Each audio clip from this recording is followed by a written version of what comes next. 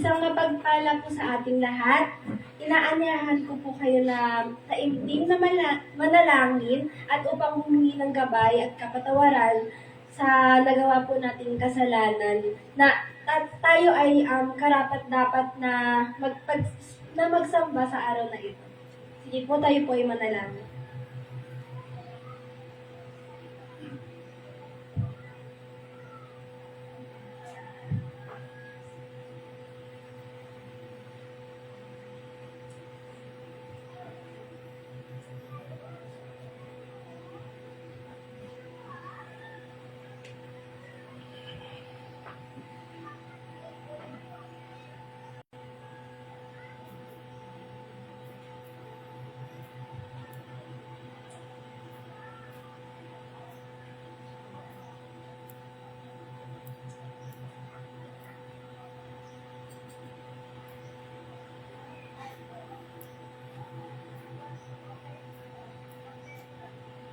Si Yahweh ang aking pastol, hindi ako nagkukulang, pinapahimlay niya ako sa luntiang pastulan, at inaakay niya sa tahimik na batisan, pinapanumbalik ang aking kalakasan, at pinapatnubayan niya sa tamang daan, upang aking parangalan, aking kanyang pangalan. Naanyahan ko po ang lahat na tumayo po. Umaawit sa kagalakan ang lahat ng mga bansa. Si Yahweh ay papurihan, paglingkuran siyang pusa, lumapit sa presensya niya at umawit na may tuwa. O si Yahweh ay ating Diyos, ito'y dapat na malaman. Tayo'y kanya-kanyang lahat. Tayong lahat na nilalang, lahat tayo'y bayan niya, kabilang sa kanyang kawan.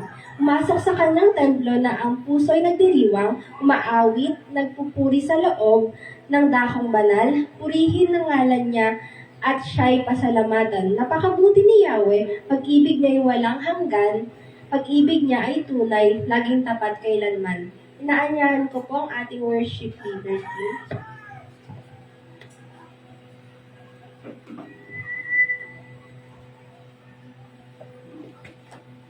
Isang mapagpalang umaga po muli sa ating lahat. Nawa po ang lahat ay pinagpala ngayong araw na ito. At tayo po ay pinagkaloob ng Panginoon at humarap at magpuri sa Kanya sa araw na ito. Kaya naman po, binaanyayahan ko po ang lahat na ito ang ating puso at isip sa ating pag-awit ng mga papuring awit sa ating Panginoon upang siya ay maitaas natin sa araw na ito.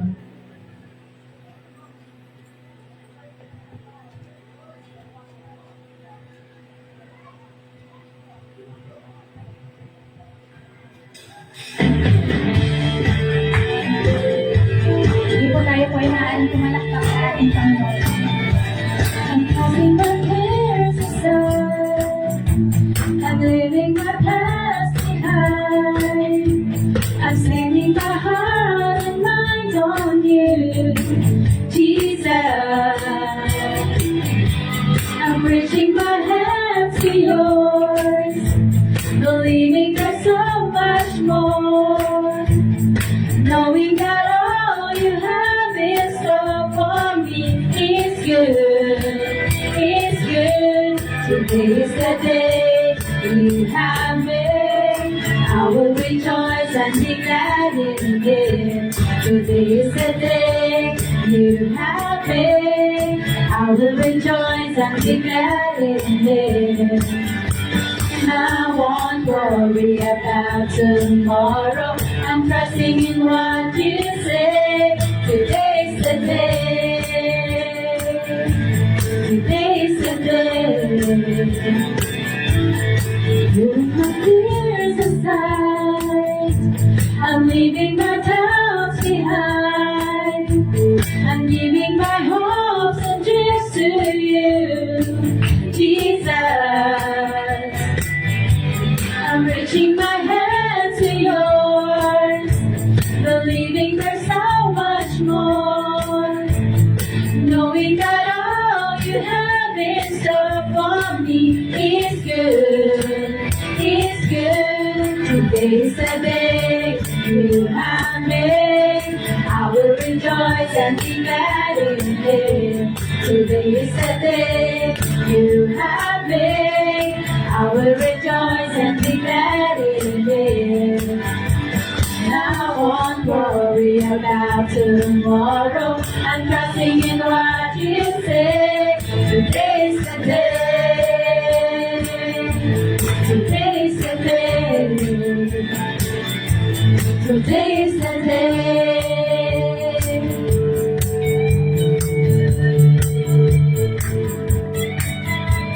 I will stand upon your truth. I will stand upon your truth. All my days I'll live for you. All my days I'll live for you. I will stand upon your truth. I will stand upon your truth. All my days I'll live for you. All my days I'll live. Today is the day you have made. I will rejoice and be glad in it. Today is the day you have made. I will rejoice and be glad in it. I won't worry about tomorrow. I'm giving you my fears and sorrow. Where you lead me, I will follow. I'm trusting in what you say. Today's the day. Today's the day. Today's the day. Yes, Lord God. Tunay nga, Panginoon, na nararapat, Panginoon, na kayo po ay papurihan, maitaas, Panginoon. Kayo po ang Diyos, Panginoon, na hindi nagbabago, walang maikukumpara, Panginoon. Kaya po, Panginoon, tinataas namin, Panginoon, na aming mga awit na ito, Lord God, para sa inyo, Lord God. Tayo, Panginoon, tayo mga church ay umawit patuloy sa ating Panginoon.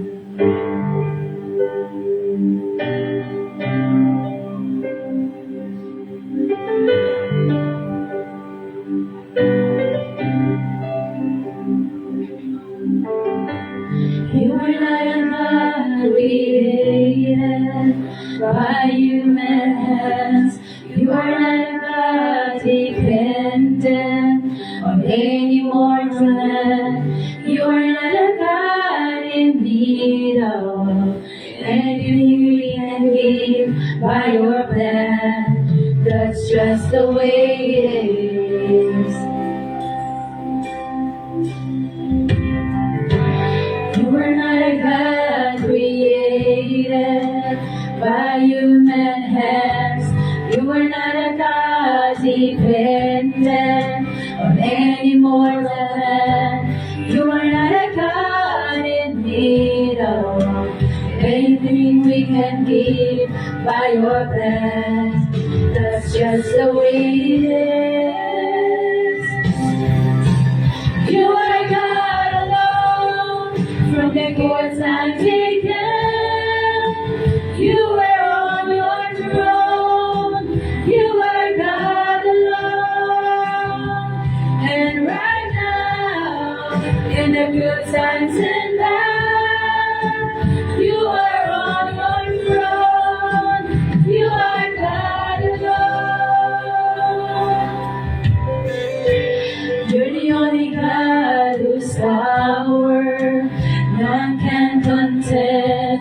You're the only God whose name and praise will never end. You're the only God who's worthy of everything we can give. You are God, that's just the way it is. You are God alone from before time began. You are on your throne. You are God alone. And right now, in the good times and bad, you are on your throne. You are God alone. You are God alone. From before time began, you are on your throne. You are God alone. And right now, In the good times and bad, you are on your throne. You are God alone, unchangeable, unshakable, unstoppable. That's what you are. Unchangeable, unshakable, unstoppable. That's what you are. Unchangeable, unshakable, unstoppable. That's what you are. You're unchangeable, unshakable. You're unstoppable. That's what you are. You are God alone from before time began. You are on your throne. You are God alone. And right now, in the good times and bad, you are on your throne. You are God alone. You are God alone. From before time began, you are on your throne. You are God alone. And right now, in the good times and bad, you are on your throne. You are God alone. Mas tunay na Panginoon, ay lamang Panginoon ay isa-isa at nararapat Panginoon na sa baliti taas Panginoon sa aming mga buhay, Lord God. Hindi man kami karapat dapat Panginoon dahil sa aming mga kasalanan Panginoon.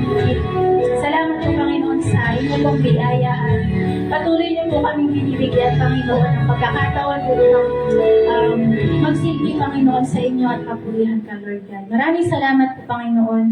Kayo po ang siyang maitaas Panginoon at manguna Panginoon at mapapurihan Lord God. Sa tanging pangalan ng inyo pong anak na si Jesus. Amen.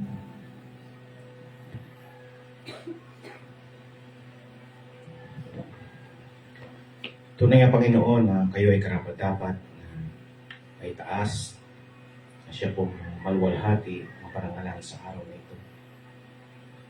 Kaya nga po Ama, kami ay nagpapasalamat sa pagkakataon na pinagkaloob niyo po sa amin na kayo ay aming masamba at aming naiparating Panginoon ang aming mataas na pagkilala Panginoon sa iyo. Mataas na pasasalamat Panginoon sa iyong kabutihan at kadakilaan. Kaya o Diyos, aming Ama, dakila sa lahat, purihin kayo, sambahin kayo. Salamat po Ama sa mga nagdaang mga araw. Hanggang ngayon, Panginoon, ay kami ay pinalakas po ninyo. Kami, Panginoon, ay patuloy niyo pong iningatan. Patuloy na niyo pong tinugon, Panginoon, ang aming mga pangailangan. Hindi po kayo nagkulang, Panginoon, sa amin. Patuloy po na pinaranas niyo po sa amin, Panginoon, ang iyong pagmamalasakit, Panginoon. Tunay na kayo ay pagmamalasakit. Higit, Panginoon, sa kanino man. Kaya maraming pong salamat. Salamat po muli, Panginoon, sa iyong pong habag sa amin na kami, Panginoon, ng kasalanan ay lagi po, Panginoon. Na kami ay binibigyan mo ng pagkakataon upang mapaalalahanan, Panginoon, na kayo ang aming Diyos, banal, banal at banal, na marapat lamang kilalanin. Marapat lamang na kami ay laging magsiyasat sa aming buhay, sa aming isipan, sa lahat ng aming mga ginagawa. Pang sa ganun, ay patuloy na kayo ay tunay na aming kinikilala na Diyos naming kataas-taasan at banal. Panginoon, salamat po Lord God sa mga mahal namin sa buhay na lagi po Panginoon na kayo ay umaabot. Kaya din Panginoon sa aming pong mga kaibigan. Salamat po Panginoon na inaabot niyo po sila sa magitan po Lord God ng iyong salita. Nadalain po namin, Panginoon, na nawa ay patuloy na mabuksan ang kanilang isipan, ang kanilang puso. Upang sa ganun, Panginoon, ay kanilang makita ang katotohanan na kayo ang aming Diyos na lumikha, Diyos na nagligtas sa amin, kaya marapat lamang na kami ay magpasalamat, magpuri, at kilalanin kayo sa aming pong buhay. Ama, salamat po sa mga tao, Lord God, na patuloy, O Diyos, na pinagpapala po ninyo sa magitan po, Lord God, ng iglesyang ito na pinagkatiwala niyo po sa amin. Salamat po, Panginoon, sa lahat ng mga gawain na natapos.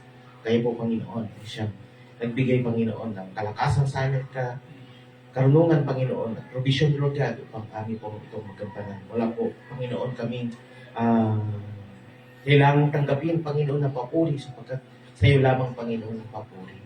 Sa iyo lamang, kayo, Panginoon, ang siyang dahilan kung bakit ito ay aming patuloy na nagagawa.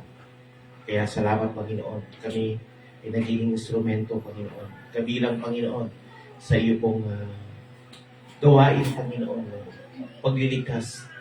Gawain, Panginoon, yung pagpaparanas ng iyong habag at pagmamahal. Kaya salamat po, Panginoon. Isa pong malaking pribilehiyo na kami ay naging kabahagi, Panginoon, sa gawain ng iyong kaharian. O Diyos, sa araw na ito, Panginoon, kami nagpapasalamat. Muli ay nakakatipon po kami upang muli kayo ay purihin at sambahin. Ang iyong salita ay amin pong mapagbulay-bulayan, Panginoon, sapagkat ito ay instrumento po ninyo upang kami lagi mapalalahanan. Mamuhay kami sa ayon, Panginoon, sa iyong kalooban. Mamuhay kami, Panginoon, na lumalago sa aming pananampalataya at kayo ay aming napaparangalan. At patuloy na nagaganap sa amin ang layunin po ninyo sa aming buhay. At patuloy nga, Lord God, na yung purpose kung bakit po kami nabubuhay, bakit niyo po kami tinawag, ay patuloy nga, Lord God, na nagaganap sa magitan po, O Diyos, ng aming sama-samang pag-aaral ng iyong salita at pagsasabuhay po nito. O Diyos, amin pong itinataas sa inyo ang aming pong lingkod, Panginoon, na kung saan, Lord God, ay yung pong siyang gagamitin, Panginoon, upang maipahayag ang katotohanan mula, Panginoon, sa iyong salita. Kaya dalahin ka po, Panginoon, patuloy, Lord God, ang karunungan mula po, Panginoon, sa inyo, patuloy niyo pong maranasan. At patuloy, Panginoon, ang katapatan, katatagan, Panginoon, upang ihayag ang iyong salita, Panginoon, ang man po ito, Lord God, ay patuloy, Panginoon, na iyo pong ipagkaloob sa Kanya. Salamat po, Ama. At amin nga po, Panginoon, pinagkakatiwala ang lahat sa mga kapatid pa po namin, Panginoon, hindi pa po namin kasama sa oras na to, ay patuloy, Panginoon, na yun po silang palalahanan. At sa mga kapatid po namin na nasa paglalakbay pa, patuloy, Panginoon, pakaingatan niyo din sila at dalhin ng maruwalhati sa lugar na to upang makasama po namin sa aming pong gawain. Diyos, sa iyo na po namin pinagkakatiwala, Panginoon, ang lahat.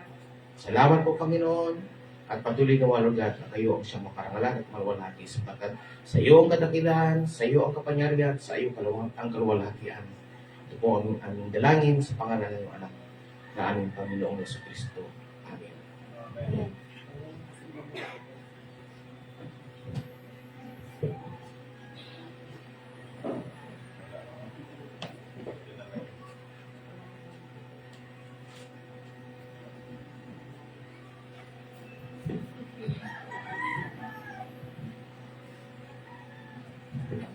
Inanyahan ko po kayong lahat na makipagbukas sa akin sa aklat ng Lucas, chapter 21, verse 25 to 28. Aklat po ng Lucas, chapter 21, verse 25 to 28. Ganito ang sinasabi. May mga tandang makikita sa araw, sa buwan at sa mga bituin. Mababagabag ang mga bansa at hindi nila malalaman kung ano ang gagawin nila dahil sa malalakas na ugong ng mga alon sa dagat. Hihimatayin sa takot ang mga tao dahil sa mga mangyayari sa mundo. Dahil mayayanig at mawawala sa kanilang landas ang mga bagay sa kalawakan. At makikita nila ako na anak ng tao na dumarating sa mga ulap na taglay ang kapangyarihan at kaluwalhatian. Kapag nagsimula nang mangyari ang mga bagay na ito, umasa kayo at maghintay dahil malapit na ang pagliligtas sa inyo. Purihin ng Diyos sa pagkabasa ng kanyang salita.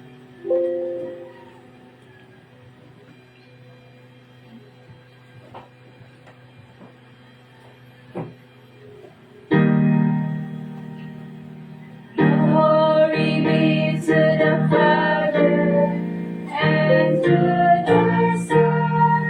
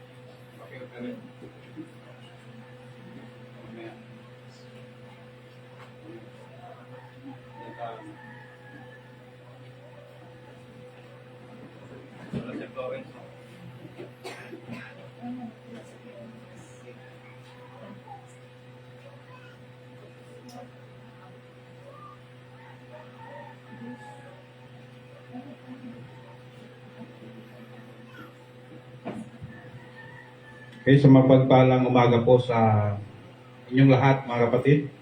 Isang mapagpalang maga rin po. God is good. All the time. Amen. All the time, God is good. So tayo po muli, mga kapatid, ay magpapatuloy sa ating pag-aaral sa aklat ng Lucas. Praise God, at nakabalik na tayo muli sa ating serye. Kakatapos lang ng series break natin sa araw ng Kapaskuhan. Okay? So, kumusta po mga kapatid yung ating mga natutunan, mga nakaraang linggo na ating napagkulay-bulayan ng salita ng Diyos? Tunay nga po ba ang ating Panginoong Hesus ay nasa ating puso na? No? Ang iba, ang Panginoong Hesus sa kanilang pagdiriwang ay nasa sabsaban pa. Pero sa atin ay bilang pag-alaala lamang yon at hindi nalingid sa ating kalaman ang ating Panginoong Hesus sa kanyang muling pagkabuhay at tinanggap natin siya bilang Panginoon tagapagligtas. Siya na po ang naghari sa ating mga puso. Amen ba?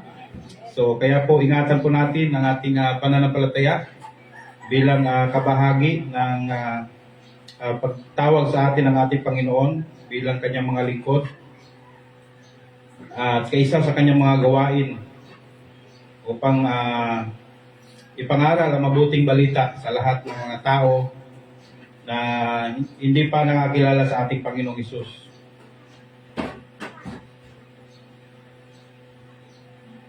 Okay? So sa ating pagpapatuloy mga kapatid, atin pong buksan ang ating mga Biblia sa aklat ng Lucas chapter 21 verse 25 hanggang 28. May mga Bible po dyan sa upuan. Wala po kayong Bible. Yan. Sige po, atin pong tingnan yung ating mensahe po ngayon ay makikita natin sa yan sa screen. Hindi na trend. Yan, ating pong pamagat, mga tanda ng pangalawang pagbabalik ng anak ng tao. Okay, so ating pong pagbulay-bulayan po mga kapatid ang mga talatang ito. At ang layunin po natin sa ating pag-aaral upang maging matatag ang ating pananampalataya at palaging handa sa araw ng pagdating ng ating Panginoon. Palaging handa sa araw ng Panginoon at patuloy na maranasan ang kapayapaan mula sa makapangyarihang Diyos. Okay? So sa ating panimula po mga kapatid, kung titingnan po natin ang nilikha ng Diyos, no? Alin bang mga nilikha ng Diyos? Lahat nasa paligid natin, pati tayo. Okay? So tunay nga na napakamangha ng paggawa ng Diyos sa lahat ng mga nakikita at hindi nakikita. Hindi nakikita tulad ng hangin, no? Nakakamangha, no? Tunay nga napakapangyarihan ng Diyos sa lahat ng kanyang mga nilikha dito sa ibabaw ng lupa at sa mga himpapawid. Okay? O sa langit.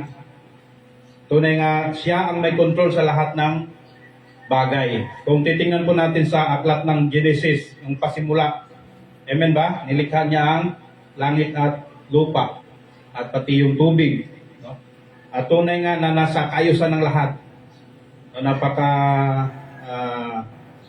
mangha at napaka makapangyarihan ng Diyos sa lahat ng kanyang ginawa sa atin.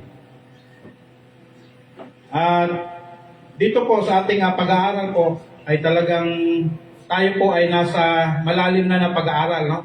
nasa huling panahon na po tayo. Okay?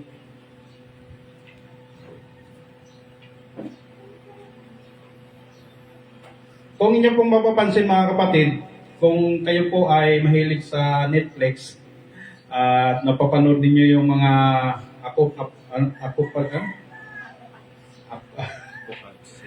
apocalypse. Yan. At talagang makikita natin yan kung paano natin mapanood yung kaganapan sa huling panahon. Okay? So, ang iba, ang reaksyon, paano kung mangyari yan, ay talagang hindi maiwasan yung pagkatakot o pangangamba na lahat ng bagay dito sa mundo ay maaaring mawawala ang lahat. So, lahat ng pinaghirapan mo, lahat ay lilipas. Kung titingnan mo yung mga tao ay dadaan sa matinding kahirapan. Okay? So, kung napanood natin yan, yan naman po ay katang-isip lamang ng tao or director na gumagawa ng pelikulang yan. Pero, tiyak na mayroong kaganapan na darating na mga bagay ay mawawala. No? Kung titingnan po natin, maaaring totoo yung mga napanood natin, pero napatunayan niya ng Biblia na lahat ng bagay dito sa mundo, nakikita o hindi nakikita, ay talagang mayroong magaganap na kakaiba na hindi pa naranasan ng mga tao. Okay? Sa darating na kasalukuyan, sa huling panahon. Okay? Yan po yung mga kaganapan. So kung anong mga pelikula yon, kayo po nakakaalam nun, at hindi ko po may isa-isa, mapapanood naman natin yan. So, hindi maiwasan na nakakatakot ng mga bagay na mangyayari na sa huling panahon. Pero tayo mga Kristiyano, mga kapatid, ay hindi dapat matakot. Amen ba? Hindi tayo dapat matakot sapagkat talagang yan ay mangyayari dahil yan ang sinasabi ng salita ng Diyos. Imbis na matakot, dapat tayo ay magalak. Amen ba? Dapat tayo ay magalak sapagkat ito ay tanda ng muling pagpaparito ng ating Panginoong Jesucristo. Taglay ang kanyang kadakilaan. No? Kung napapansin nyo sa social media, mayroong mga nagaganap sa ibang lugar.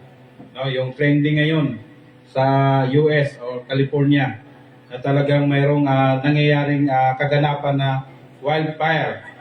Amen ba? So nagkalat yan sa Facebook ngayon. No? Talagang ang reaksyon ng mga komento ng mga tao ay talagang paano na. No? Lahat ng pinaghirapan ng tao na bilyon, trilyon ng mga ari-arian ay biglang naabo. No? At mayroon pang mga komentary doon na talagang kahit anong patay ng patay sunog o mga bumbero ay hindi kayang agapan o patayin. Talagang lumiliyab ang ang sunog. Okay? At kumakalat. At may napanood pa tayo doon na yung puno sa ibabaw ay nag-iisa, mayroong apoy. No? So alam naman natin mga kapatid ay mangyayari talagang yung mga bagay na iyan. Kaya tayo mga mananampalataya, imbis na matakot, ay dapat tayong magalak sapagkat yan ay tanda ng muling pagpaparito ng ating Panginoong Jesucristo. The second coming of our Jesus Christ. Sa ating paghahati mga kapatid ay makita natin dyan sa dalawang punto, nandyan sa screen. Una, ang matinding takot sa darating na kapahamakan sa Lucas chapter 21 verse 25 hanggang verse 26. At yung pangalawa, ang ganap na katapusan sa pagbabalik ng ating Panginoong Jesucristo, anak ng tao, sa verse 27 hanggang 28.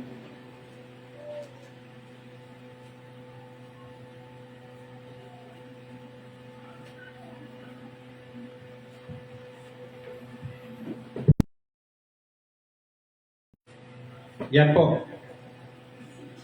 Yung pangalawa, ang ganap na katubusan sa pagbabalik ng anak ng tao o ang ating Panginoong Jesucristo.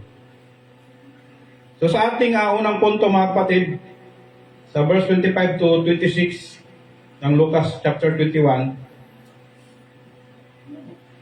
dito sa ating pag-aaral ngayon mga kapatid ay natapos na yung tinatawag na rapture and great tribulation or matinding kapigatian. Amen ba? Natapos na po. Kaya after ng rapture, yung mga iglesia o mananampalataya ng ating Panginoon ay dadagitin, no? Ay kukunin. At yung maiwan ay maiwan. Sa after rapture mga kapatid ay merong tribulation o great tribulation na matinding paghihirap o kapaghatian na dadanasin ng mga tao dito sa mundo. At doon sa 7 taon na paghihirap ay merong mga magiging bagamat dadaan sila sa paghihirap, no? Bago nila makilala ang Panginoon, matindi na po 'yon, no? Dito pa nga lang sa panahon natin ngayon, no, kung ikaw ay mananampalataya, marami ka ng pag-uusig na naranasan. Amen ba?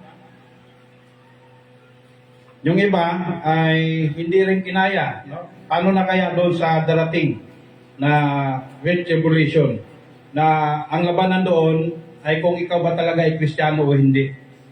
Ang kapalit noon, kung itanggi mo ang ating Panginoong Hesus, ikaw ay marahil ikaw ay maligtas, no? Sa physical, pero spiritually, sa pagtanggi mo sa Panginoon, ikaw ay kabilang doon sa mga antichrist, no? Makikita ng mga tao na kunwari mananampalataya pero ang totoo hindi, no? Dahil mas gusto lang niya masave ang kanyang buhay dito sa mundo, kaya itinanggi niya ang Panginoong Jesucristo. Yung iba naman ay talagang lantadan yung pagiging Kristiyano, kaya buhay man ang maging kapalit, hindi niya ipagkakait ang pagiging Kristiyano. Mamatay man siya, okay lang, no? At nakasigurado naman siya sa kanyang spiritual na kaligtasan kasama ang ating Panginoong Jesucristo. So sa mga katuwid mga kapatid, tayo po ay naniwala sa ating doktrina, mayroong rapture. May mga mananampalataya sa ating Panginoon ay kukunin, no? After nun, yung mga maiiwan ay dadaan sa matinding kapighatian na hindi pa naranasan ng mga tao. Amen ba? Amen? Ayaw nyo itong game. Okay? So medyo mainit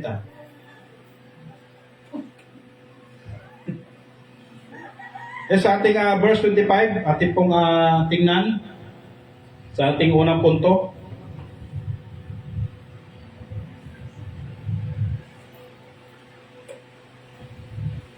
Sabi diyan, magkakaroon ng mga palatandaan sa araw, sa buwan, at sa mga bituin. Sa lupa, ang mga bansa ay magsisindak o masisindak at malilito dahil sa ugong at mga daluyong ng dagat. Dito po sa verse 25 mga kapatid, bago po natin ito simulan, titignan po muna natin kung ano ba yung simula. Bakit ito inihayag ng ating Panginoong Hesus sa kanyang mga alagad. So ang kausap ko dito ng ating Panginoong Hesus, walang iba kundi ang kanya mga lingkod o mga tagasunod o mga alagad. Tayo na nandito ngayon na patuloy na sumusubaybay sa salita ng ating Panginoon, sa pag-aaral ng kanyang salita. Tayo po ang kausap ng ating Panginoong Jesucristo dito. Okay? O sa panahon niya, yung kanyang mga alagad na nagsimula sa mga katanungan na nais nilang malaman.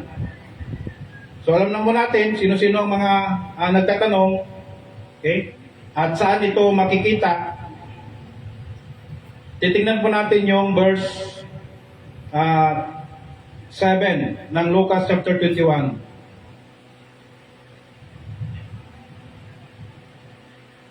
Yan. Tinanong sila ni Jesus. Tinanong nila si Jesus, Guro, kailan po mangyayari iyon? At ano ang magiging palatandaan? Palatandaang iyon ay magaganap na. So mayroong simula kung bakit ito inihayag ng ating Panginoong Hesus sa kanyang mga alagad.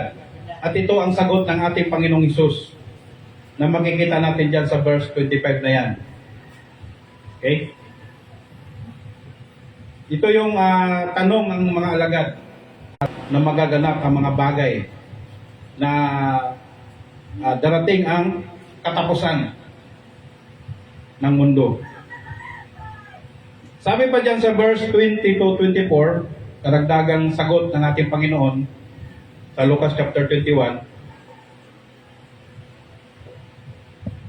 Sabi dyan, kapag nakita ninyong napapaligiran na ng mga hukbo ang Jerusalem, tandaan ninyo, malapit na ang pagwasak nito. Ang mga nasa Hudiya ay dapat nang tumakas papunta sa kabundukan.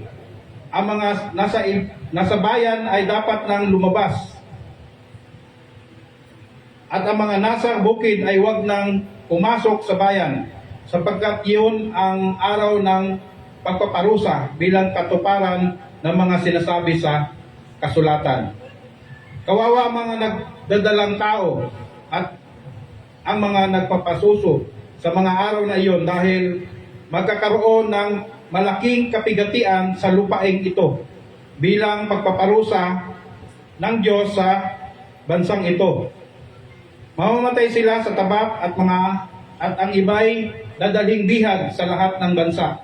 Ang Jerusalem ay yuyukuran ng mga hintil hanggang sa matapos ang panahong itinakda sa kanila.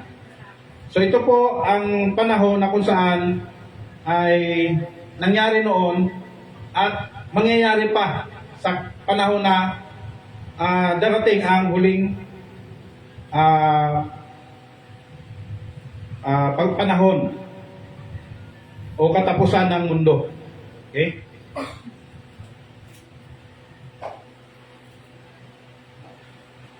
Kaya nga mga kapatid, yung ating paksa sa araw na ito ay mayroong pagbabagong panahon. Mayroong pagbabagong panahon kung kailan pagpaparito ng ating Panginoong Jesucristo.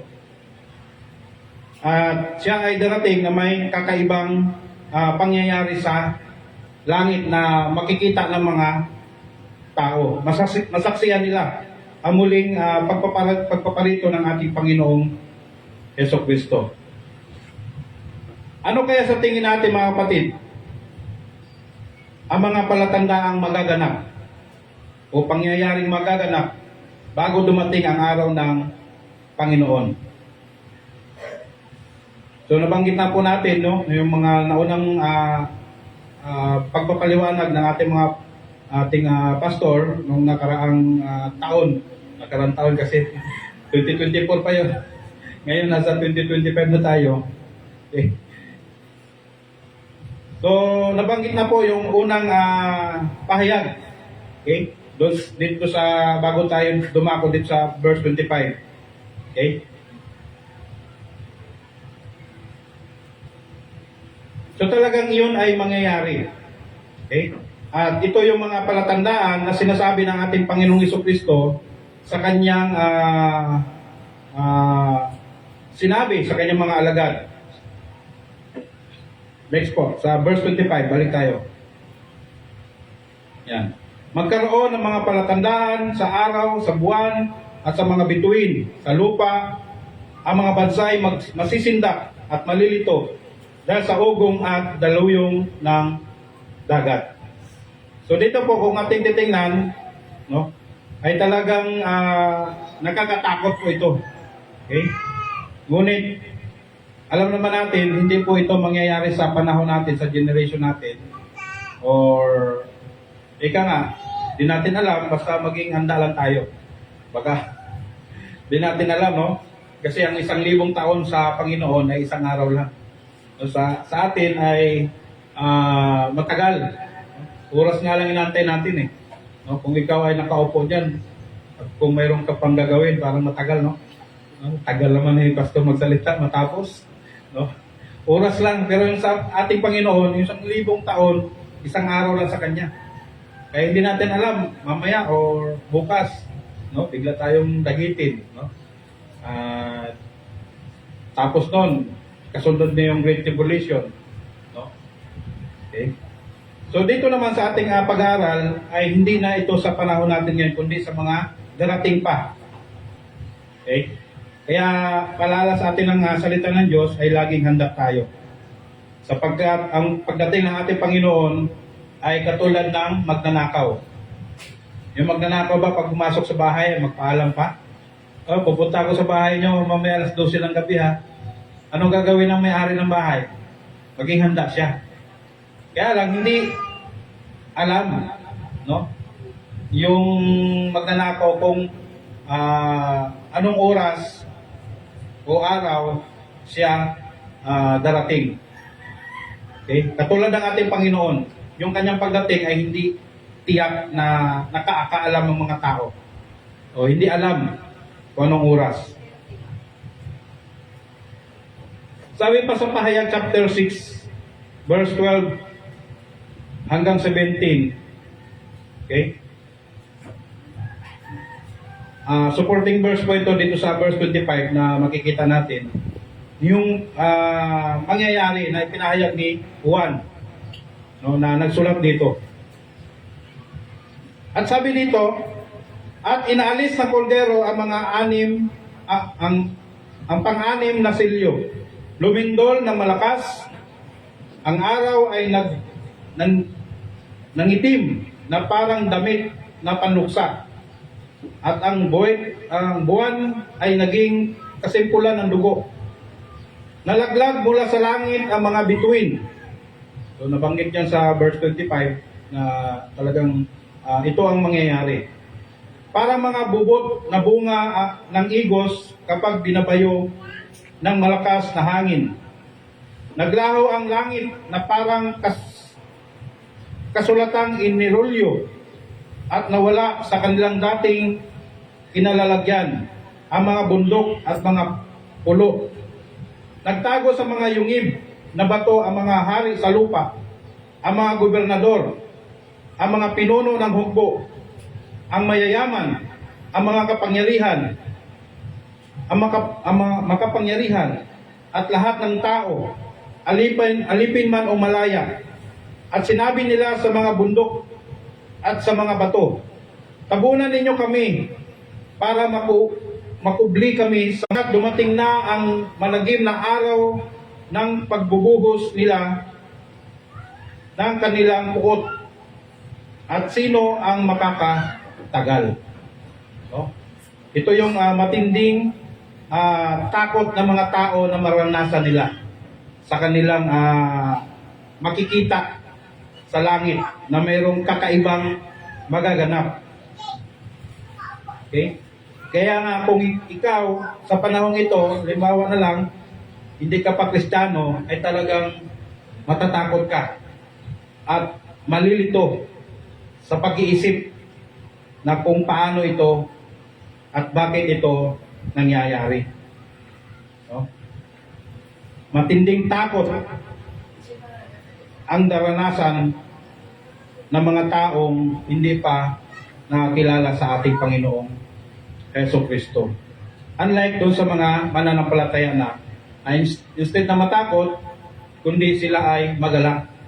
Sapagkat batid ng mga mananampalataya ng pagparito ng ating Panginoon ay tayo ay ililigtas. Okay. Ito yung sinabi pa ni Jeremias sa chapter 4 verse 23 to 28 na nakikita ni Jeremias sa kanyang pangitain na mangyayari sa mundo. Pagkatapos ay tiningnan ko ang daigdig. Wala itong hugis o anumang kaanyuan. at sa langit ay walang anumang tanglaw. Tumingin ako sa mga bundok at mga burol. Ang mga ito ay nayayanig dahil sa lindol.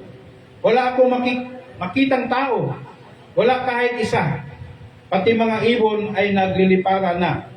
So walang makikitang tao kasi nagtago sa loob ng kuweba. No? Dahil sa kanilang nasaksihan sa kalangitan. Di ba yung sa pahayag kanina? Ang nagtago ang mga tao sa loob ng kuweba. Alipin man o malaya. Lahat na nakasaksi ay gusto nila tabunan na lang sila. No? Maitago yung kanilang kasalanan dahil sila ay paparusahan.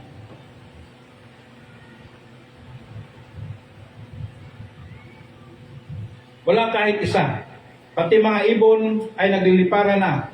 Ang masaganang lupain ay naging disyerto. Wasak ang mga lungsod nito dahil sa matinding puot ng Diyos.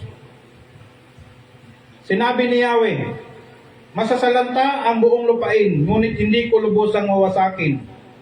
Magluluksa ang sanlibutan, magdidilim ang kalangitan. Sinabi ni Yahweh ang ganito, at ang isip niya ay di magbabago. Nakapagpasya na siya at hindi na mababago pa. So talagang yung nasusulat ay talagang mangyayari. No? Yung sinabi ng ating Panginoon ay tiyak na magaganap. Kaya kaawa-awa yung mga taong nagpapatuloy pa sa gawain ng makamundo o hindi tinanggap ang katotohanan mula sa salita ng Diyos. Okay? Sila po ay makaranas ng matinding takot at pagkalito. No? Hindi nila alam kung saan sila pupunta or hindi nila alam paano iligtas nila ang kanilang sarili at wala silang mapupuntahan. Kaya nakakatakot at matinding takot ang kanilang maranasan na sa kahatulan na darating. Sabi pa dito sa 2 Pedro chapter 3 verse 10 to 13. Ngunit ang araw ng Panginoon, ang pagdating ng ating Panginoon ay darating tulad ng isang magnanakaw. Yung nabanggit ko kanina. At sa araw na iyon, ang kalangitan ay biglang mawawala kasabay ng isang malakas na ugong. Matutupok ang araw, buwan at mga bituin. Ang mundo at ang lahat ng mga bagay na narito ay mawawala. At dahil ganito ang magiging wakas ng lahat ng bagay, mamuhay kayo ng may kabanalan at sikapin ninyong maging makadiyos habang inihintay ninyo ang araw ng Diyos. Magsikap kayong mabuti upang madaling dumating ang araw na ang kalangitan ay matutupok at ang mga bagay na naroon ay matutunaw sa matinding init. Grabe, no? Kaya nga tayo mga mananampalataya, pagka tayo ay nagpatuloy na mamuhay na mayroong kabanalan sa harapan ng Diyos. Sabi pa rito, pagbutihin pa ninyo para mas maging madali at hindi na tayo maghintay ng matagal. Kasi bakit? Bakit hindi pa nangyayari ito? Di ba? Itong talatang ito, kung titingnan natin yan sa chapter 9, no? Chapter 3 verse 9, bago dito, ay mayroong pang hinintay na pagkakataon ng Panginoon sa mga hindi pa nakakilala sa Kanya. Binigyan pa niya ng pagkakataon upang sila ay magsisi at tumalikod sa kasalanan. May pagkakataon pa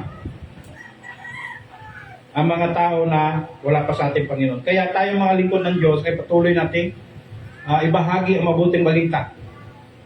Amen ba? Parang may kulang dito. Hindi ko nakikita.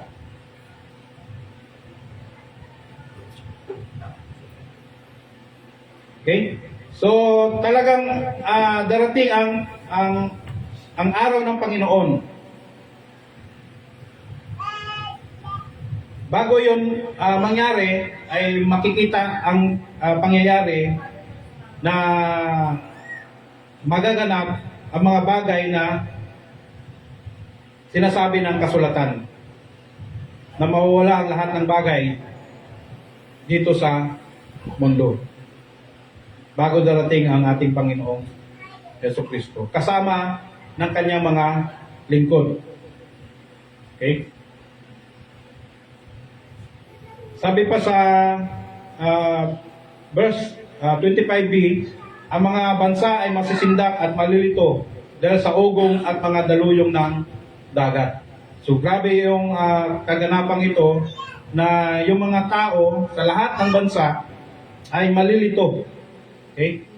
Kung i-imagine po ninyo yung nangyari nung nakaraang araw lang sa ibang bansa, di ko nakita yung mga tao kung paano na at saan sila nagpunta.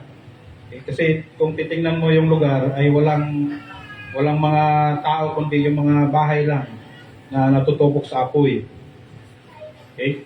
At maraming sumasagi sa isipan natin na talagang paano kaya sa atin iyon mangyayari. No?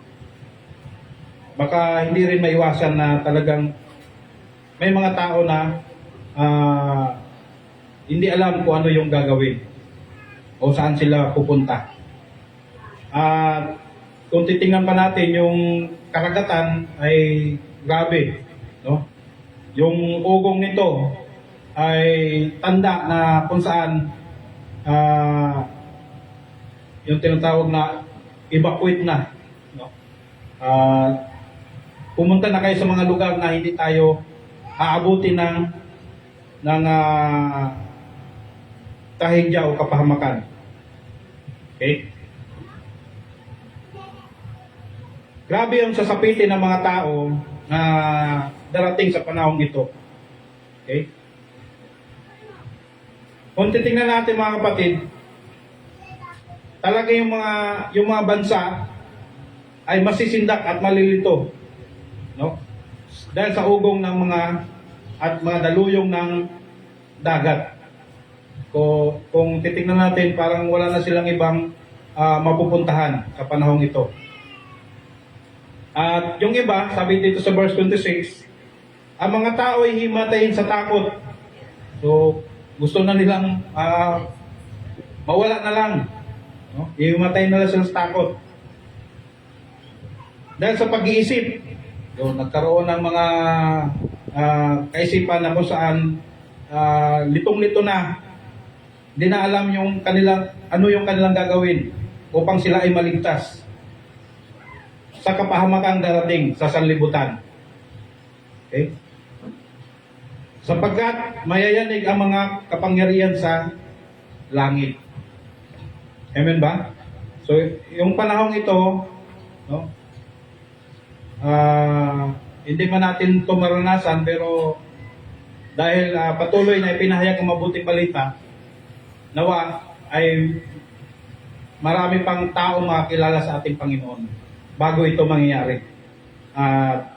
Kasabay ng pagdagit ng iglesia at pagkatapos noon yung Great Tribulation, no? Sana hindi tayo darating doon at sa ibang henerasyon pa yon. Bago yung mangyari dapat na-rapture na tayo. Amen ba? Nialis na tayo dito sa mundong ito kasama ng ating Panginoon. Kasi yung pagdating ng ating Panginoon, kasama ng kanyang mga hinirang, tayo ay kasama ng ating Panginoon na bababa. No? Kasama ng kanyang paghahari. Okay? Doon sa mga maiiwan na mga mananampalataya sa ating Panginoon, no? Sila yung sinasabi na maghihintay. No? Maghihintay sila sa pagbabalik ng Panginoon.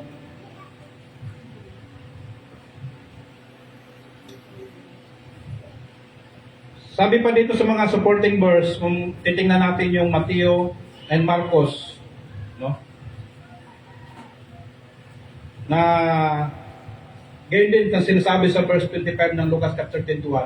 Tingnan mo natin itong Mateo 24 verse 29. Pagkatapos ng kapighatian sa mga panahong iyon, magdidilim ang araw, hindi magliliwanag ang buwan, malalaglag mula sa langit ang mga bituin, at mayayanig ang mga kapangyarihan sa kalawakan. So yan po ang matinding pangyayari na magaganap sa araw na iyon. No?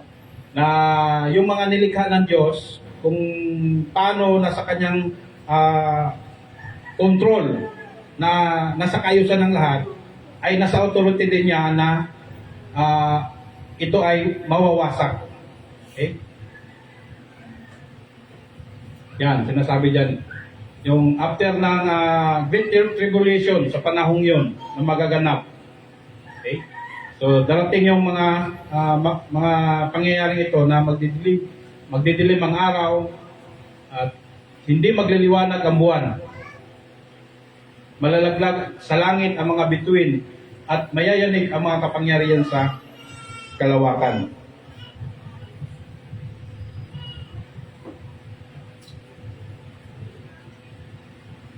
Yung Marcos, hindi ko na nilagay dyan kasi wala naman halos pinagkaiba dito kay Mateo. Okay? So sa ating aplikasyon mga kapatid, paano natin natitiyak sa ating sarili na nagsisikap tayong mamuhay na may kabanalan sa harapan ng ating Panginoon? Sinusunod ba natin ang aral, salita ng Diyos na ating natutunan? Ikaw at ang Diyos lang ang nakakaalam nito. Ikaw at ang Diyos lang ang nakakaalam nito. Paano natin natitiyak sa ating sarili na patuloy tayo na namuhay na may kabanalan sa harapan ng ating Panginoon? Okay?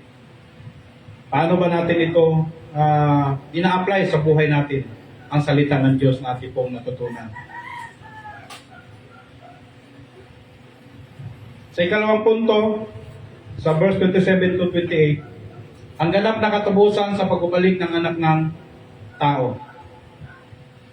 Sabi dito sa verse 27, sa panahong yun, yung nauna na ating nabanggit, sa panahong yun, makikita nila ang anak ng taong dumarating na nasa alapaap.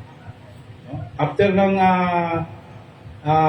matinding kapighatian na maranasan ng mga tao at yung mga pangyayari sa kalangitan o sa kalawakan, okay,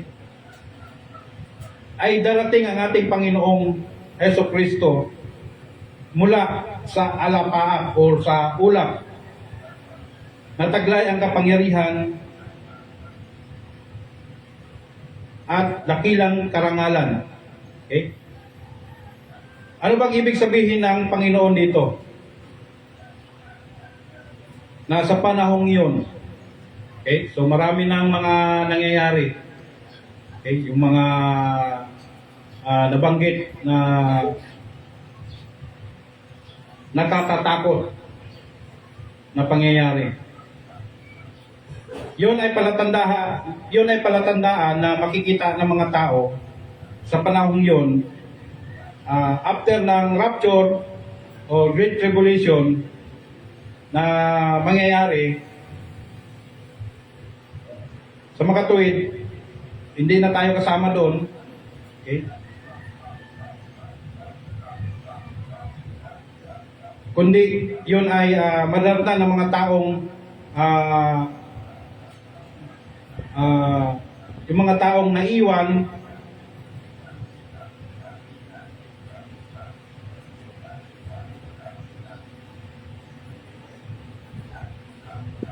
ang pagdarating ng ating Panginoon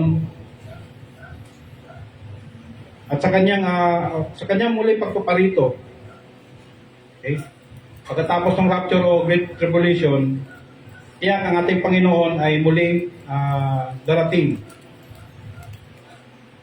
Kung siya ay muling darating mga kapatid, kung iisipin natin, nung siya ay narito pa sa mundong ito, may mga tao na hindi siya pinapaniwalaan.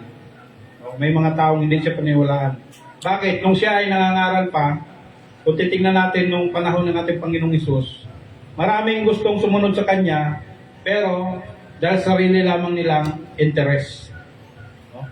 Pero pagdating sa tunay na pagsunod, sa paghahari ng Diyos, okay, sa spiritual na buhay, ay ayaw na nila. Bakit? Nakita nila sa Panginoong Isus ay walang-wala. Kaya ayaw nila. Mahirap talaga sumunod na parang hindi ka sigurado. Dahil gusto kasi ng tao, pag sumunod ka, andyan na lahat yung mga hiningi mo. Pero hindi ganoon ang Panginoon. No? Bagamat siya ay Diyos na nagtawang tao, no? Hindi siya namuhay na parang pamumuhay na walang problema or pamumuhay na kung saan nasa maayos na kalalagayan. Kundi dumaan siya sa paghihirap. Kung titingnan po natin yung kanyang pagsilang ay nasa mahirap na kalalagayan. At sa kanyang paglaki at sa kanyang pinagmulan na sa kanyang kinalakihan, no? At nung siya ay nangaral na,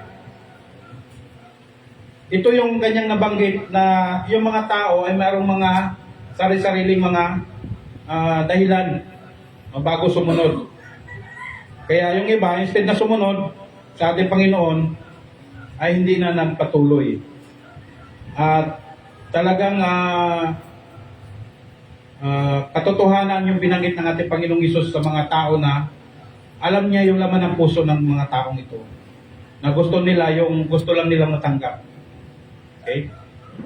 Nung nakita nila na walang-wala ang ating Panginoon, hindi na sila sumunod at umalis na lang.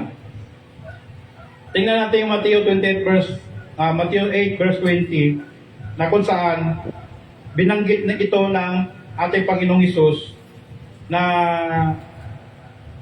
siya yung nabanggit dito na sinasabing anak ng tao. Ngunit sumagot si Jesus, may mga lungga ang mga asong gubat at may mga pugad ang mga ibon. Ngunit wala man lamang matuluyan o mapaghingahan ang anak ng tao. So, si Jesus Christ, no, na nabanggit dito, na maraming gustong sumunod sa Kanya, ngunit talagang inihayag niya ang katotohanan na yung mga taong ito ay susunod lang dahil sa kanilang nakikita sa ating Panginoon. No? Pero nung pangangaral na tinuro ng ating Panginoon sa kanila na pagsisihan ninyong taglikuran ng ang inyong kasalanan, ay hindi na nila ito pinagpatuloy. Hindi nila ito matanggap. Kaya ganon, nag-back out na lang yung mga taong ito. So, dito po nakikita natin dito na yung assurance kung sino yung ating Panginoong Isus sa darating, no? Na siya yung Diyos na natatawang tao na taglay ang kapangyarihan ng lahat. Siya may kontrol ng lahat.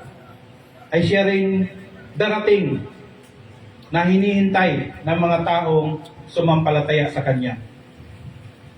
Okay? Sabi dito sa Pahayag chapter 1 verse 7. Tingnan ninyo. No? Dumarating siyang nasa mga alapaap at makikita siya ng lahat, pati ng mga sumibat sa kanyang tagiliran. Tatangis ang lahat ng lipi sa lupa sa Kanya. Ganun nga ang mangyayari. Amen. So darating ang ating Panginoong Isus na taglay ang Kanyang kadakilaan o karangalan. Okay? At siya ay nasa alapaap. At ito ay makikita ng lahat. Okay?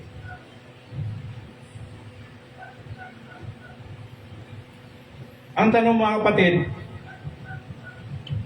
kung siya ay makikita ng lahat, sabi nga sa mga pilosopo daw, okay? Paano yung bulag daw? Paano daw makakita? kung makikita ng lahat ang Panginoong Isus, paano daw yung bulag? Paano daw sila makikita?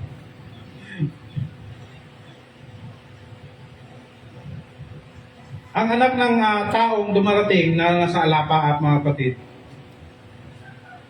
kung titingnan natin, bakit nasa alapaap o sa ulap? Ano ba ang kalagahan nito sa kanya? O ano bang kahulugan nito? Ito ay nagpapatunay na si Jesus ay Diyos. No? Ito ay nagpapatunay na si Jesus ay Diyos. Bakit? Bakit ito mahalaga? Kasi may mga tao na hindi naniniwala na si Jesus ay Diyos, kundi tao lang. No? Hindi naman tayo laban doon kasi nagkatawang tao nga ang ating Panginoong Isus. No? Ibig sabihin, nagkatawang tao, meron siyang pinagmulan na hindi talaga siya tao. Nagkatawang tao lang. Nung siya ay darating, mga kapatid, na nasa alapaap o nasa ulap, ito ay nagpapatunay na siya ay Diyos. Bakit? Kung titingnan pa natin sa Old Testament, kung paano ang Diyos ay nagpapakita sa pamagitan ng ulap. Sabi sa Exodus 34 verse 5 to 6, si Yahweh ay bumaba sa ulap, tumayo sa tabi ni Moises at binanggit ang kanyang pangalan, Yahweh. Si Yahweh ay nagdaan sa harapan ni Moises at hindi niya ako sinabi niya, akong si Yahweh ay mahabagin at mapagmahal. Hindi ako madaling magalit. Patuloy kong ipinadarama ang aking pag-ibig at ako'y manatiling tapat. Amen ba? So tunay ang ating Panginoong Isus ay Diyos na bababa na makikita ng mga tao na sa alapaap. Yung kanyang pangalawang pagpaparito ay makikita ng lahat. Okay? Na siya ay tapat sa kanyang mga salita. Kung sinabi niya siya ay darating, siya ay darating. Kaya nga naman, yung mga sumampalataya sa ating Panginoong Isus ngayon ay hindi masasayang ang ating pagpapagano, paghihirap, pagtsatsaga, ang paghihintay natin sa Panginoon. Hindi man natin maabutan ang ating Panginoon sa kanyang pangalawang pagbabalik o pagparito. No? At least tayo ay nasa Kanya na. Nasa ating Panginoong Isus na tayo. Nawa, sa Kanyang pagbabalik ay kasama niya tayong bababa. Kasama tayong bababa. At maghahari ang ating Panginoong Isus magpakailanman. So yung titulo na anak ng tao, no, na tinatawag dito, anak ng tao, ito ay titulo na ang ating Panginoong Isus ay Diyos na nagkatawang tao. Okay? Kaya capital A, anak, o T, tao, anak ng tao. Si Jesus ay darating na may kapangyarihan at dakilang kalulatian. So hindi siya palihim na darating. Okay? Sa kanyang pagbabalik ay makikita siya ng mga tao sa lahat ng dako habang siya ay dumarating sa ulap. Okay? Makikita siya ng lahat. Hayag yung kanyang pagbabalik. Okay?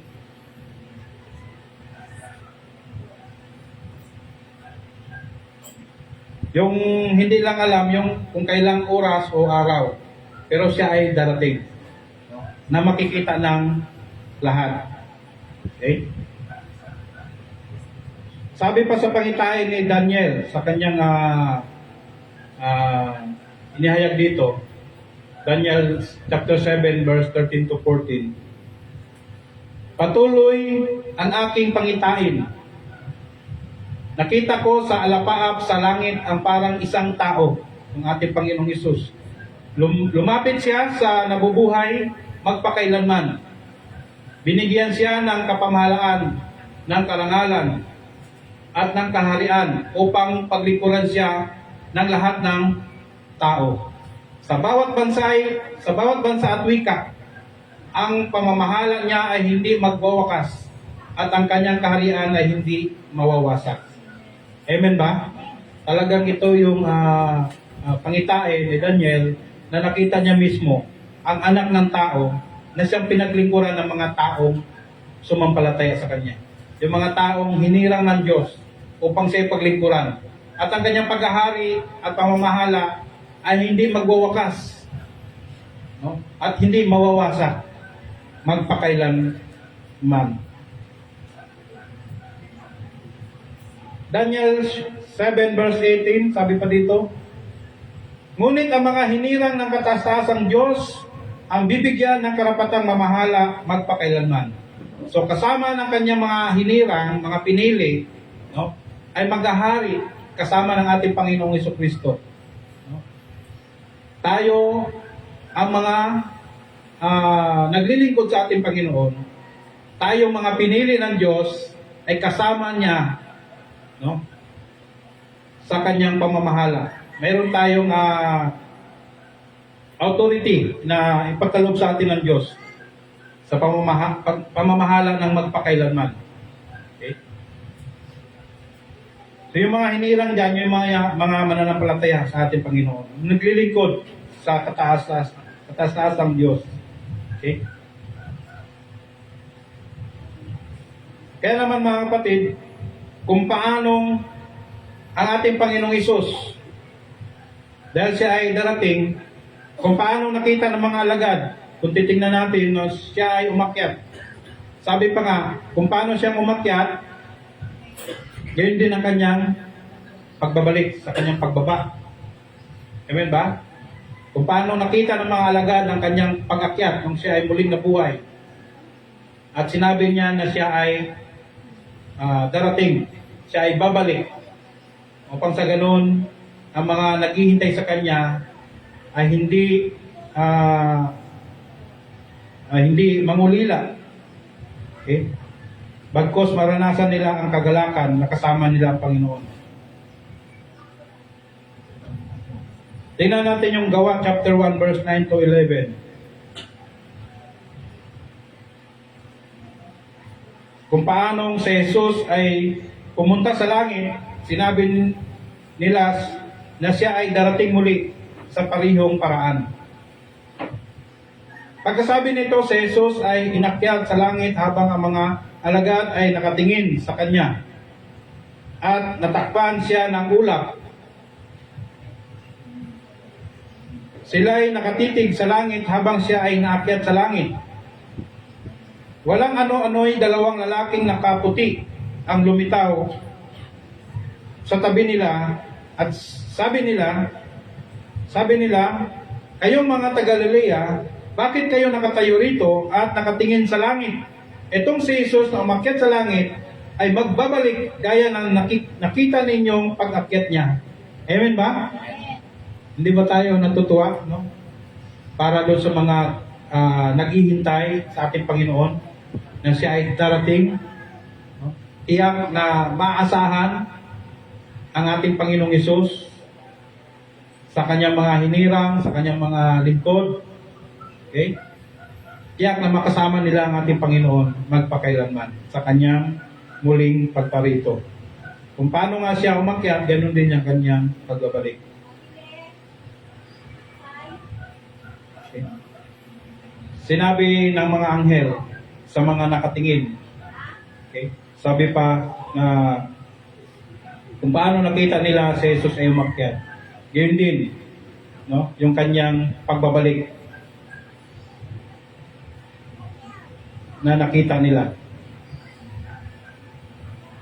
So, kung titingnan natin mga kapatid, tayo, no, sa pagbabalik ng ating Panginoon or sa mga tao na mananampalataya sa ating Panginoon, no, hindi naman nasabi na dahil darating ng ating Panginoon, ay tayo ay titingala na lang sa langit habang naghihintay. No? Kundi kasama ng ating Panginoon. No? Dahil tayo ay hindi naman darating sa panahong ito. Okay? Nalulobin ng ating Panginoon. Talagang yung kanyang mga pinili, yung mga nadagit, no? Or nauna na, no? Nauna ng kinuha ng ating Panginoon bilang kanyang mga pinili kasama ng kanyang pagbaba. Okay? Tayo ay bababa kasama ng ating Panginoon ay nakatingin sa baba. Hindi yung nakatingala. O kaya baka naman sabihin natin na titingin na lang tayo sa langit at maghintay kailan bababa ang ating Panginoon. Okay? O kailan siya babalik. Ito ang panahon na kung saan pagkatapos ng rapture o Great Tribulation, no, pagkatapos sa pangyayaring yon, no, ang katotohanan, ang iglesia ay kasama niya, tayo mula sa langit. Tayo po ay hindi aabutin sa panahon ito bilang mananampalataya sa ating Panginoong Jesucristo, kundi kasama niya sa pagbabalik. O, sabi nga tayo ay nakatingin sa ibaba. Okay? Amen po? So, verse 28, sabi pa dito, kapag nagsimula na ang pangyayari, o kapag nagsimula na ang mangyari ang mga ito, so yung nabanggit ko kanina na mga kapigatian, magdala kayo sapagkat malapit na ang inyong katubusan. So tunay ang ating Panginoong Hesus ay babalik. Okay? At ihayag na ang lahat ng mga maliligtas. Okay? So positionally mga kapatid, tayo ay ligtas na. Okay? Ngunit habang nandito pa tayo, okay, marami pa tayong kinakaharap. No? Nandito pa tayo sa katawang lupa at marami pang mga bagay na dapat nating dapat ipakita natin at talagang tayo ay mga mananampalataya na sa ating Panginoon. Makikita ang pruweba ng magiging Kristiyano natin. Okay?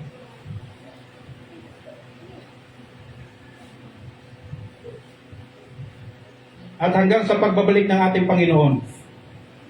Kung tayo ay kung yung mga tao ay daratnan ng ating Panginoong Hesus ay mayroong tunay ng pananampalataya sa kanyang pagbabalik, ay mahayag ang ganap na katubusan. Okay? So, yung iba kasi mayroon pang mananampalataya, mayroon pang iba na lingkod ng Diyos na naghahayag ng mensahe, pero hindi nagtagal ay bumalik din sa dati niyang kalalagayan. So, talagang napapatunayan. Talagang ngayon, kung mananampalataya ka ngayon, talagang dadaan tayo na kung saan para tayong ginto na sinusubok o dinadaan sa apoy kung tunay po ba tayong mananampalataya. Okay? Positionally, ligtas tayo dahil sa kamatayan ng ating Panginoong Hesus. Pero habang nandito pa tayo, nawa ay makita sa atin yung pagpapatuloy ng paglilingkod sa ating Panginoong Jesucristo. Amen ba? Kaya yung mga kabataan, no, paalala sa atin ng Panginoon na makita sa atin yung pagiging mananampalataya sa ating Panginoon. Okay? Yung pagiging Christ likeness natin. Mamuhay tayo na may kabanalan sa harapan ng ating Panginoon. So sabi dito, magala kayo sapagkat malapit na ang inyong katubusan. So sa mga tao na dalat na ng ating Panginoon sa panahong yun, okay, mayroon pa talagang mga tao na maliligtas pa. No? Bagamat dumaan sila sa matinding kapigatian, may mga tao pa makakilala sa ating Panginoon sa panahon na yun. Okay? May makakilala pa.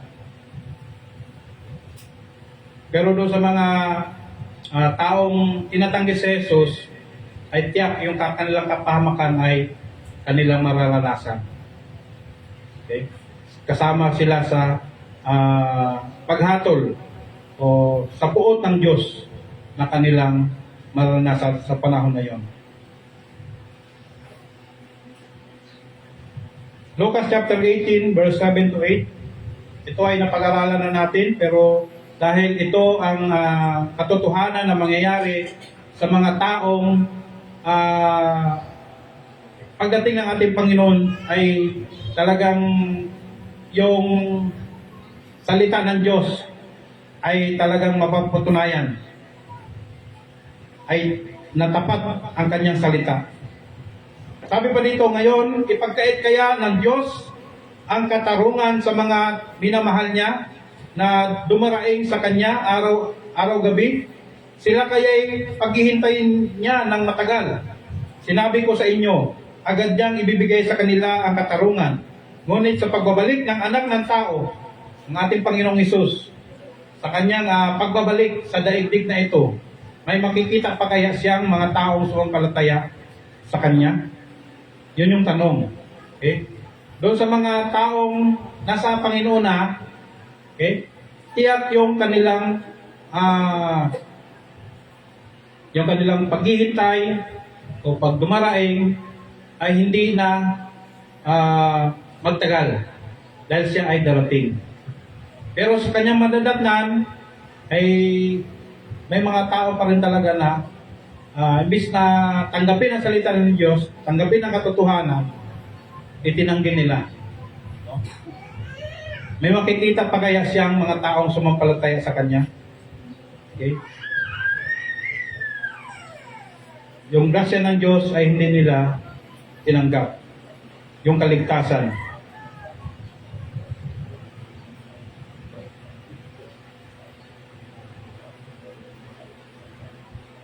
Dito po mga kapatid, sa ating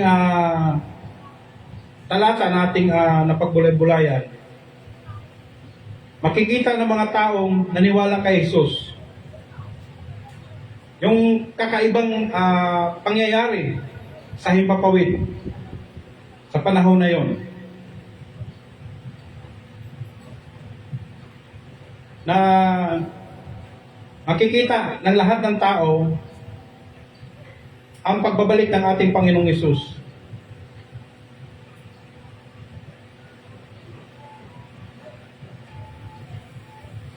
Okay.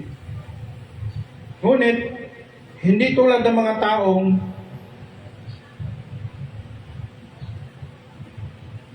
ibang tao na wala pa sa ating Panginoong Hesukristo, na maniwala lamang sila or magtiwala lamang sila kapag dumating na si Jesus. Kung titingnan natin, parang to see is to believe. No? Maniwala na, bago sila maniwala, kailangan makita muna nila. Grabe, no? Parang sa negosyo, ang tawag, no?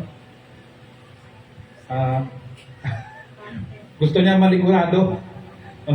Bago siya mananampalataya sa ating Panginoon, bago siya maniwala, kailangan makita niya muna darating ang ating Panginoon. Okay? Sigurista. Para siyang sigurista, kumbaga. Okay? Ito yung mga tao na nagsasabi sa kanilang sarili na saka na lang. Wala pa naman eh. Saka na lang sila maniwala o sasampalataya sa ating Panginoon pag nakita na nila ang Panginoong Hesus ay babalik na. Okay? Ito yung mga tao na nagsasabi na wala pa naman. O kaya mamaya na. Mamaya na sila maniwala. Mamaya na. Sinasabi na gawin mo na, tanggapin mo na, gawin mo tagapagligtas sa Jesus sa iyong buhay para pagdating ng araw ay hindi ka mapahamak. Nasabi nila, mamaya na. Gawin ko muna to. No? Yung gusto kong kaligayahan na nagpapasaya sa akin, ang kasalanan. Ngunit, nalulungkot naman ang Diyos dahil sa kapahamakan na naghihintay sa Kanya. No? Yun yung mga tao na saka lang sila maniwala pagka nakita na nila, or yung mga tao na nagsasabi na mamaya na, or bata pa naman ako, saka na ako maglilingkod kung matanda na ako. Mga kapatid, Diyan po tayo nagkakamali kasi ang buhay natin sa mundong ito ay pansamantala lang at ang kamatayan hindi natin masasabi kung hanggang kailan tayo nandito sa mundong ito. Kaya kung bata ka man at kumilala ka sa ating Panginoon, gawin mo na ang paglilingkod sa ating Panginoon. At yan ay hindi mawala ng kabuluhan. At sa pagdating ng ating Panginoong Hesus, mga kapatid, no, kukumplituhin niya ang lahat. Kukumplituhin niya ang lahat. Yung proseso ng ganap ng kaligtasan. Kasi makasama na natin ang ating Panginoon ng harap-harapan. No? Dito, habang mananampalataya sa tayo sa ating Panginoon, no? Nakikita natin ang ating buhay, no? Bagamat hindi natin kasama pisikal ang ating Panginoon, no? Nagpatuloy tayo sa paglilingkod. Pagdating ng araw, tapat ang Diyos upang ganapin yung kaligtasan na naranasan natin ngayon. Okay, bilang mga mananampalataya. Makasama natin siya ng harap-harapan. Makikita natin siya ng personalan. Okay? Kapag tayo ay nasa muling pagkabuhay na, glorified body na tayo. Amen ba? Katulad ng ating Panginoon, nung siya ay muling nabuhay. Okay? Mayroon na tayong katawang panlangit, hindi na yung katawang panlupa. Yung katawang panlupa, nabubulok. Ngunit yung katawang panlangit ay magpahanggang kailanman or magpawalang hanggan. Okay, kasama ng ating Panginoon.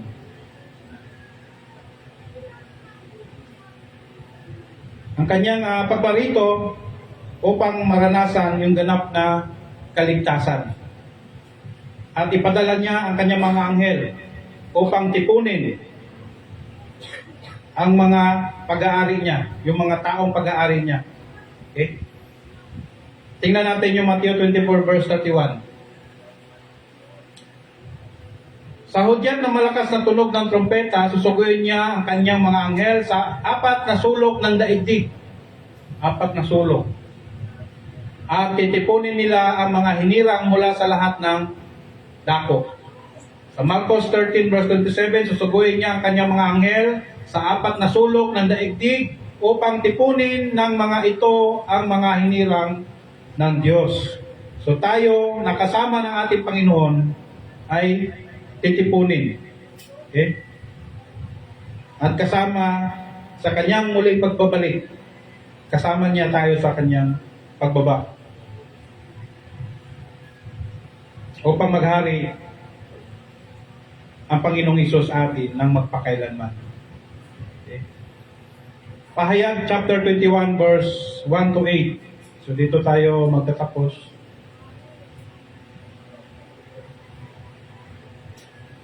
Sabi pa rito, pagkatapos nito, nakita ko ang isang bagong langit at isang bagong daigdig. So babaguhin ng lahat. Yung dating daigdig, dating langit, dating lupa, ay wala na. Papalitan na ng bago kasama ng kanyang mga hinirang o pinili, no? Ay maghahari ang Diyos sa atin.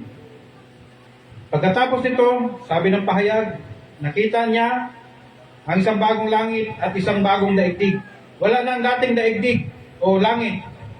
Wala na rin ang dagat.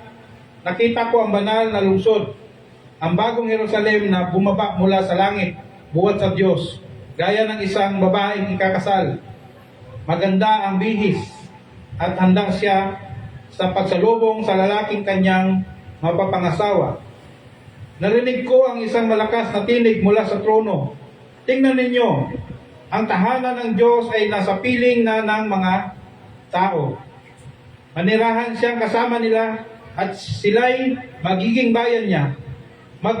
Makakapiling nilang palagi ang Diyos at siya ang magiging Diyos nila at papahirin niya ang bawat luha sa kanilang mga mata.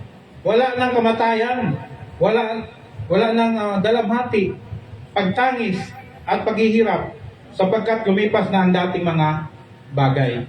So yung mga naranasan natin dito, no, paghihirap, titiis, pagluha, ay mawawala na yan. Dahil kasama natin ang Diyos magpakailanman. Amen po? Palakpakan natin ang ating Panginoon. At sa pagpapatuloy, sa verse 5, pagkatapos ay sinabi na nakaupo sa trono, pagmasdan ninyo, binago ko ang lahat ng bagay. At sinabi niya sa akin, isulat mo, maasahan at totoo ang mga salitang ito. Sinabi pa rin niya sa akin, naganap na. Ako ang Alpha at ang Omega, ang ating Panginoong Isus. Siya ang simula at siya ang wakas. Ang simula at ang wakas. Ang sino mang nauuhaw ay bibigyan ng tubig na walang bayad na mula sa bukal na nagbibigay buhay. Ito ang makakamtan ng mga magtatagumpay.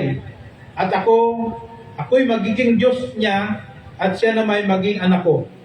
Subalit malagim ang sasapitin ng mga duwag, ng mga taksil, ng mga nagpasasa sa kasuklam-suklam na kahalayan, ng mga mamamatay tao, na mga nakikiapid, ng mga nangungkukulam, ng mga sumasamba sa Diyos-Diyosan, at sa lahat ng mga sinungaling, ang magiging bahagi nila'y sa lawa ng nagliliyab na asupre. Ito ang pangalawang kamatayan. So, tayo mga mananampalataya kasama ni Jesus sa kanyang paghahari.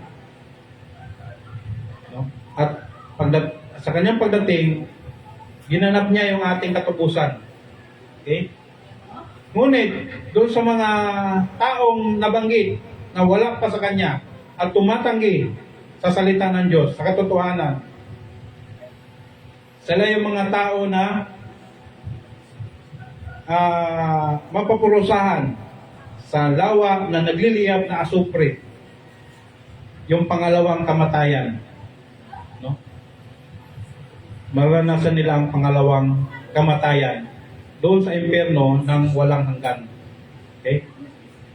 So hindi lang kamatayan dito sa lupa, physically, kundi sa spiritually, sa pangalawang kamatayan, no, ay walang hanggang paghihirap. Doon magngangalin ang kanilang ngipin. Ito yung mga taong binabalaan ng ating Panginoon sa kanyang salita, na imbis tanggapin ang katotohanan, marami silang dahilan. At ang sabi, mamaya na, saka na lang.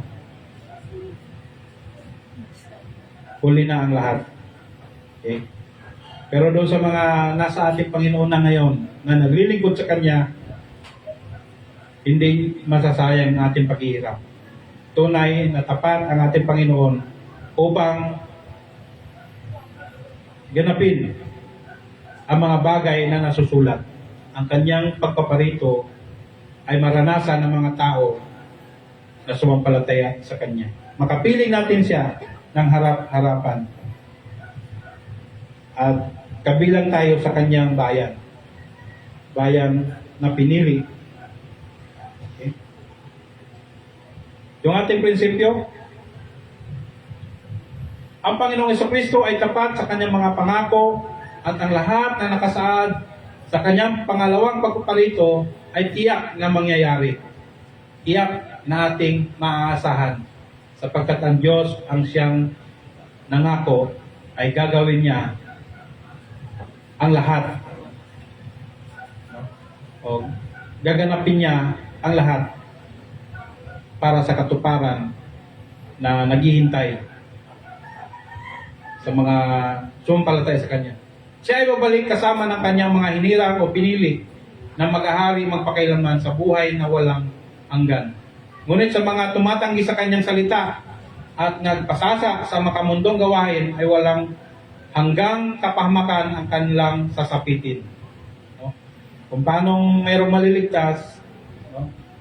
Ganap ang kaligtasan na maranasan ng mga sumampalataya sa ating Panginoon, ay mayroon ding mga tao na talagang ginawa ng lahat ng ating Panginoon, ngunit ayaw pa rin tanggapin ang katotohanan.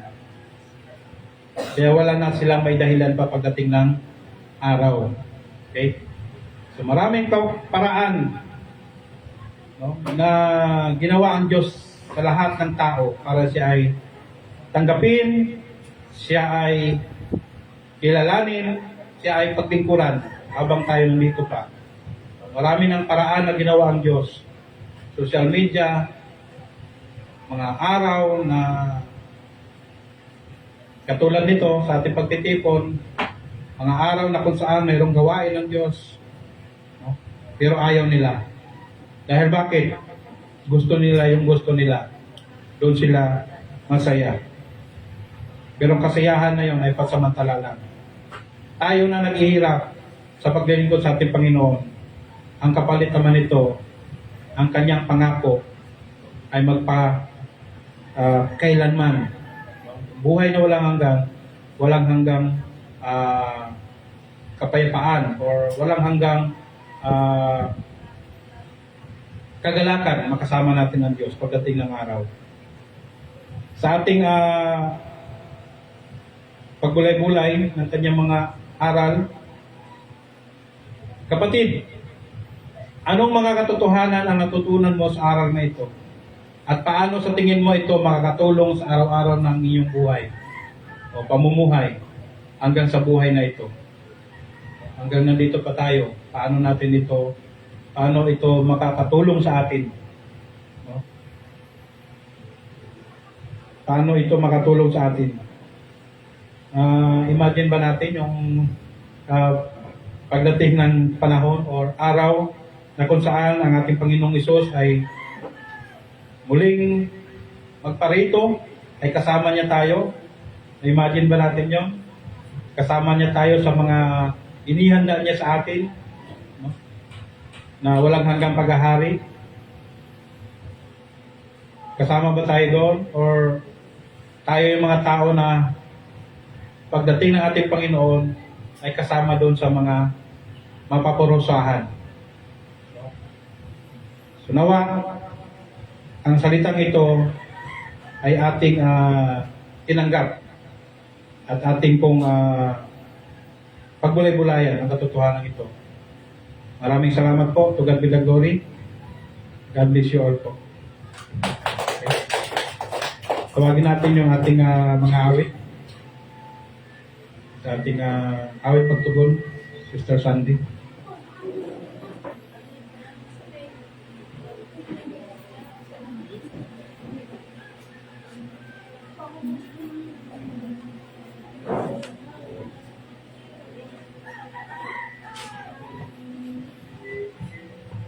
Tayo pong lahat ay tumayo at atin pong tugunin ang salita ng ating Panginoon. Sabay na rin po natin ang ating mga kaloob at handog.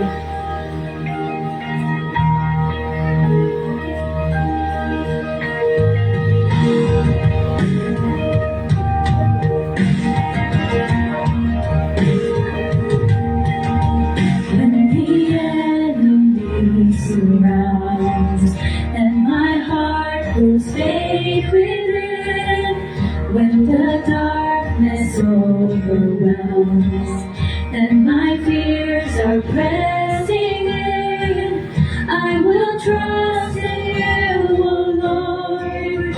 In the silence I will wait. I will stand upon your word. For my solid rock and my salvation, my steadfast hope that won't be shaken. My soul will wait, my soul will wait for you. You're my stronghold and my shield. In the midst of every threat, though the wicked never give, they will vanish like a wreck. Yes, I know the outcome sure. Satan's evil plans will fail. In your power I'm secure. You're my solid rock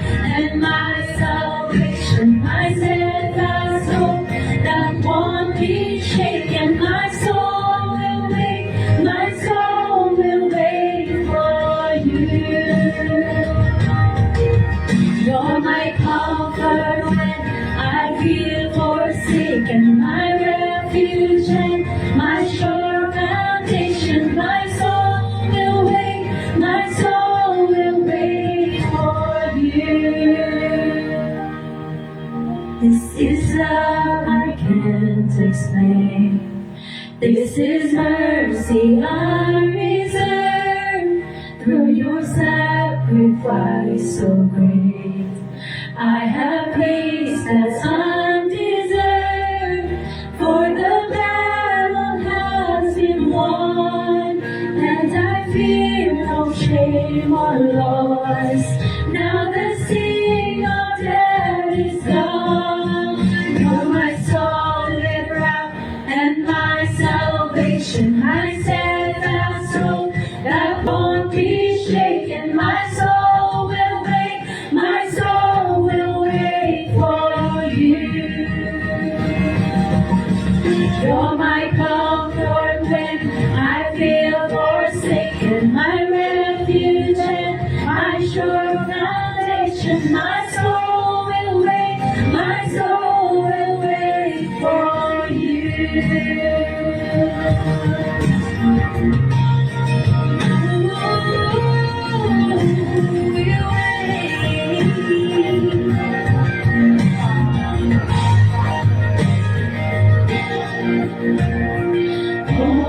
pouring out our hearts before you, we will trust in you. Perfect Savior, strong defender, we will trust in you. Pouring out our hearts before you, we will trust in you. Perfect Savior, strong defender, we will trust in you. Taas po natin ang ating mga kamay at sa taas natin po sa ating Panginoon.